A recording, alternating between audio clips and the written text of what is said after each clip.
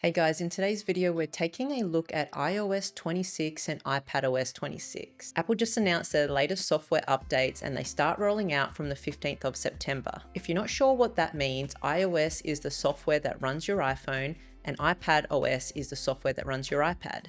Apple sends out updates pretty often. Most of the time they're smaller ones like 17.1 or 17.2, which includes things like bug fixes, security improvements, and small tweaks. But once a year they do a bigger update. That's when the main number changes, like going from iOS 17 to iOS 18. And that's when you usually see the bigger new features.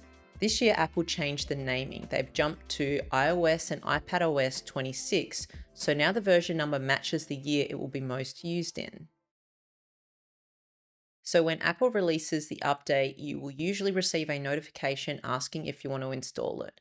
But if you don't get a notification for some reason, you can also check by going to Settings, General, and Software Update. Before you update, it's always good to back up your device and make sure you've got enough space free for the update. It will tell you how much space is needed under the update. You can then check how much storage your device has by going to Settings, General, and iPhone storage or iPad storage depending on the device you're on. And also make sure your battery is fully charged so everything goes smoothly. If you've got an old iPad and you're not sure if you'll be getting this new update, I'll leave a link in the description below to Apple's compatibility info so you can check if your model is going to receive this update.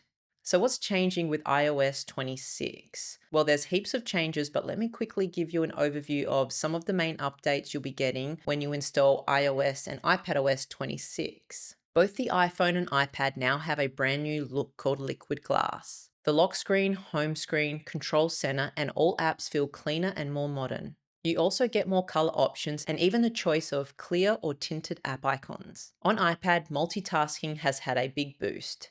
You can open more windows, resize them, tile them into halves or quarters, and even use Expose to see everything you've got open at once. Another iPad feature is the new menu bar. Swiping down from the top now brings you a Mac-style menu bar which gives you quick access to apps, commands, and system actions. The Files app is also more powerful. On the iPad, you can put folders straight into the dock, customize them with colors or icons, and use a new list view with collapsible folders. You can even set default apps for certain file types. iPad also finally gets its own dedicated preview app for working with PDFs and images, complete with Apple Pencil markup built right in. And on iPhone, there are handy new call management tools.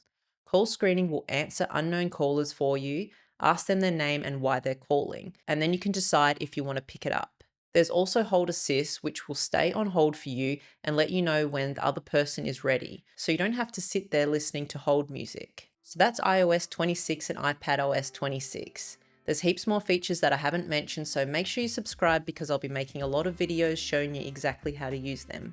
I hope you found this video helpful, and if you did, make sure you hit that like button and subscribe to my channel, and hopefully I'll see you in the next video.